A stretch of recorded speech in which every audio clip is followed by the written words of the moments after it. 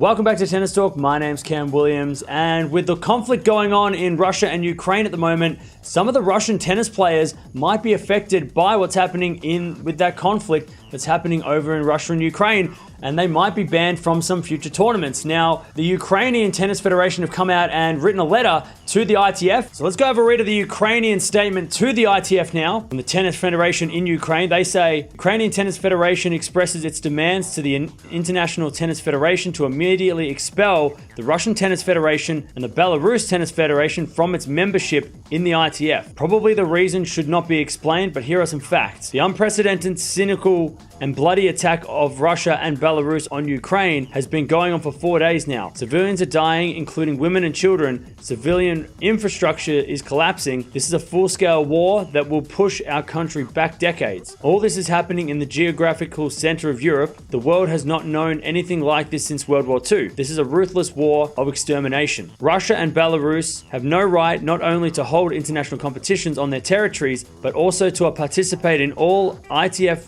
team and individual tournaments abroad. Board of the Ukrainian Tennis Federation hopes for your strong position in consideration of this demand. So there you have it. The Ukrainian Tennis Federation are saying that they want not only tournaments pulled out of Russia and Belarus, which has already happened as we just read from the ITF, but they also want, Russian and Belarusian teams pulled out of ITF team events like the Davis Cup and the Fed Cup, and they also want players to be pulled out of events as well, which means the Grand Slams which the ITF own, they could be affected. So Medvedev, Rublev, Pavlyuchenkova, Azarenka, Sabalenka, those are some of the big names that we're talking about when we're talking about Belarusian and Russian players. They could be pulled out of ITF events if the ITF do consider what the Ukrainian Tennis Federation are proposing.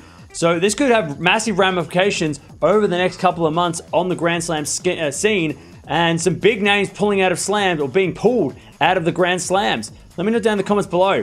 What do you think is going to happen? Do you think that the Russian and Belarusian players should be punished for what's happening over in the Ukraine? Or do you think they should maybe have a lighter punishment or maybe not be punished at all because it's not their fight and it's not their fault of what's happening? Let me know down in the comments below.